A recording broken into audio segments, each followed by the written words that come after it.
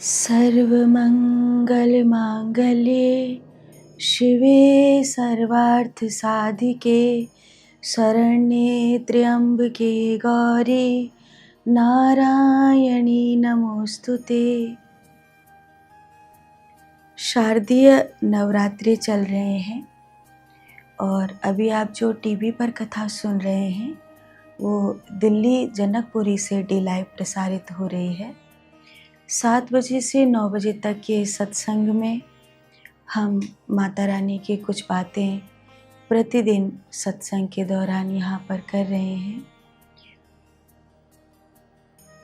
मुझे आश्चर्य है कि हम में से कई लोग देवी की उपासना को नारायण की उपासना से अलग समझते हैं या शिव की उपासना से अलग समझते हैं, जबकि इस संसार में 2 ही तत्व ऐसे हैं जो सर्व की ऊर्जा से बने हुए हैं।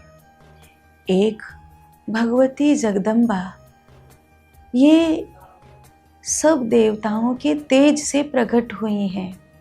ब्रह्मा विष्णु महेश इंद्र वरुण कुबेर जितने भी देवता हैं सबके तेज से एक देवी का निर्माण हुआ है। उन्होंने ही तो महिषासुर का अंत किया था। ऐसे ही गौ माता है। गौ माता भी सर्व के तेज से उत्पन्न हुई है, इसलिए तो उसमें 33 कोटि देवता का वास है। इस संसार में अगर भविष्यवाणी की बातें सच माने तो भविष्यवाणी कहती है कि जिस समय अबला का सम्मान समाप्त हो जाएगा उस दिन महिषासुर मर्दिनी सृष्टि में अंत कर देगी, और जिस दिन धरती पर गौ माता का आखिरी गौ माता का भी अंत हो जाएगा तो ये सृष्टि रसातल में चली जाएगी। फिर लोग क्यों मानते हैं कि हम शिव के उपासक हैं तो माता का पूजा हमारा अधिकार नहीं है, या हम नारायण के उपासक हैं तो माता का पूजा हमारा अधिकार नहीं है। विशेष रूप से मैं वृंदावन में जन्मी हूँ और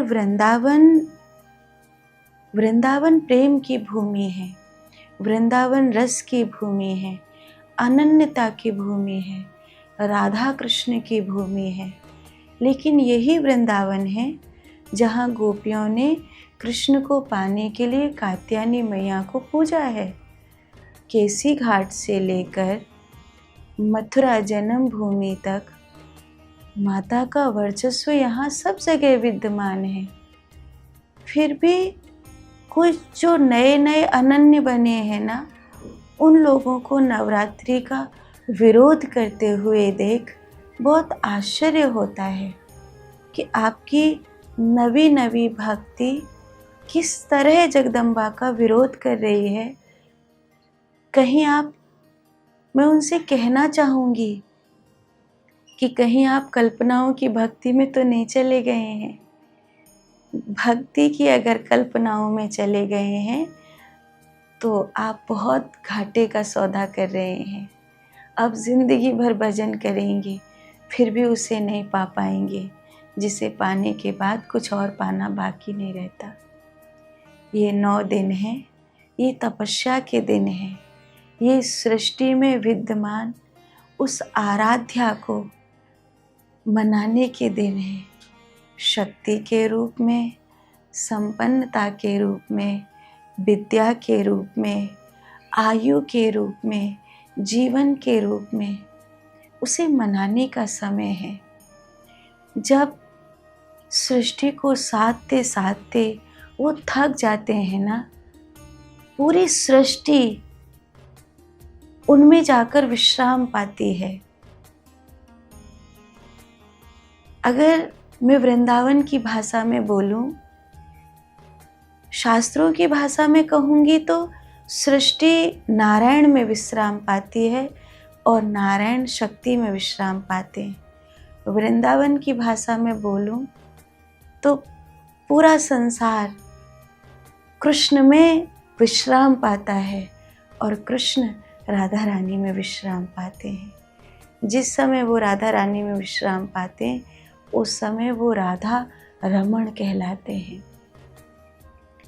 ये जो समय है ना, ये उस तत्व को जानने का है जो सबको आश्रय देने वाले को आश्रय प्रदान करती है।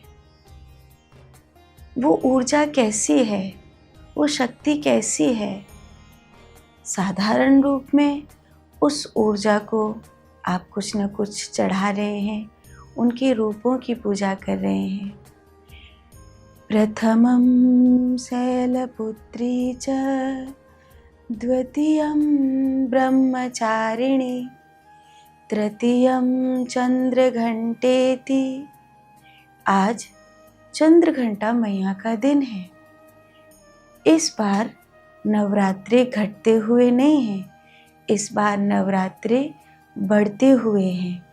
तो तृतीय नवरात्रा और तृतीय नवरात्रा ये 2 हो गए हैं।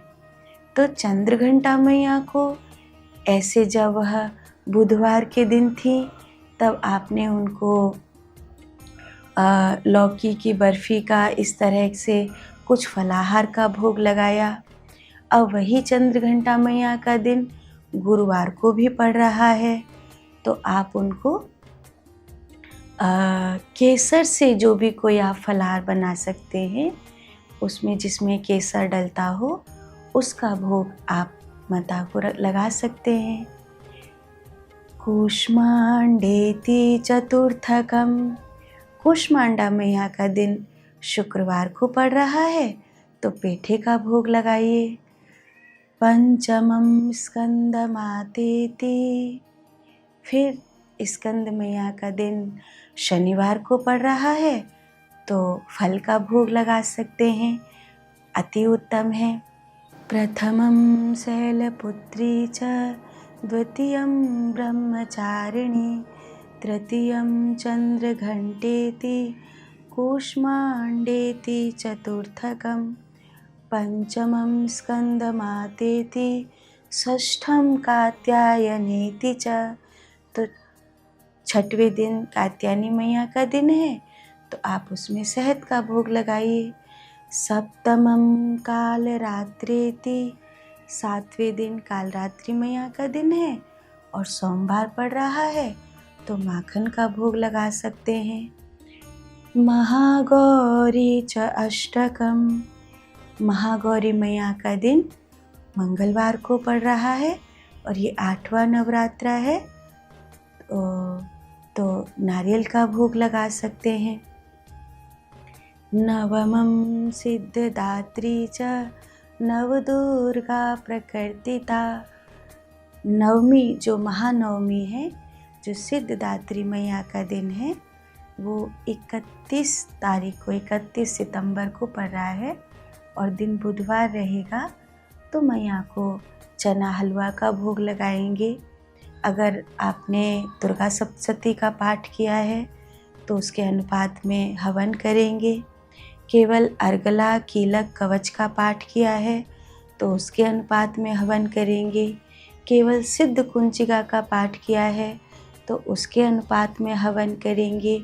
और अगर आपने केवल 32 नामावली का पाठ किया है तो आप 32 दौने में माता को भोग लगा करके समर्पित करेंगे। 32 दौने में किस प्रकार भोग लगाया जाता है ये पहले भी मैंने आपको बताया है, फिर एक बार बताती हूँ। 32 दौने में 2-2 पूड़ी रखते हैं और हलवा रखते हैं। एक दौने की प्रसादी जो माता रानी को चढ़ाई जाती है आगे करके उसे अपने परिवार के लिए प्रसाद के रूप में रखते हैं और बाकी सभी कंजकों को भी बांट सकते हैं और अन्य परिवार के लोगों को भी बांट सकते हैं।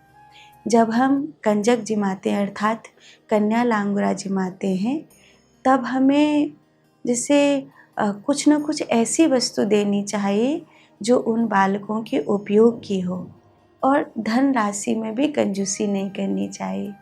अच्छे से उनका पूजन करना चाहिए। ये ध्यान रखना चाहिए कि आप पापी हो, आपने जीवन में न जाने कितने पाप किए होंगे और जो आपके घर भोले भाले बालक जीवने के लिए आ रहे हैं, वो निर्दोष ऊर्जा है। तो कई बार मैं कुछ लोगों को देखती हूँ कि पैर भी धो रहे हैं, उनका हाथ भी अपने सिर पे रखा रहे हैं, उनके महावर भी लगा रहे हैं। तो आप सारी ऊर्जा अगर उनकी खंडित करेंगे और आप अपने पापी शरीर से लिमिट से ज़्यादा उन पवित्र जीवात्माओं का स्पर्श कराएंगे, आशीर्वाद लेने के चक्कर में आप भोले भाले बालकों की ऊर्जा को निचोड़ेंगे, तो ये अपराध होगा। मैंने कई ऐसे लोग देखे हैं जो संतों की ऊर्जा को भी निचोड़ने का काम करते हैं। ज़बरदस्ती उनका पैर छुएंगे, ज़बरदस्ती उनकी आँखों में देखेंगे, ज़बरदस्ती उनके हाथ अपने सिर पे रखवाएंगे। अरे भजन करो, भजन करो, अपने पापों को धो। तुम ज़बरदस्ती अगर भावना के अतिरेक में उनके स्पर्श से या उनकी ऊर्जा से या उनकी निकटता से तुम अपने आप को शुद्ध करने की कोशिश कर रहे हो, कृपा लेने की कोशिश कर रहे हो, तो मिलेगी तो ज़रूर, लेकिन इससे उस संत की ऊर्जा को कितनी हानि होगी। ऐसे ही कन्या लांगुरा जी माते समय मैंने कई पापियों को देखा है, कई पाखंडियों को देखा है, जो लिमिट से ज़्यादा भावनाएं दिखाने के चक्कर में अति करते हैं। ऐसा ना करिए, उपकार मानिए। कोई बालक आपके घर में जीवने आए हैं, वो बालक नहीं है, वो माता का स्वरूप है, वो जगदम्बा है। अपने स्वार्थवश नहीं, जगदम्बा को जगदम्बा मान के पूजा करिए, आपका कल्याण होगा। खुश रहिए।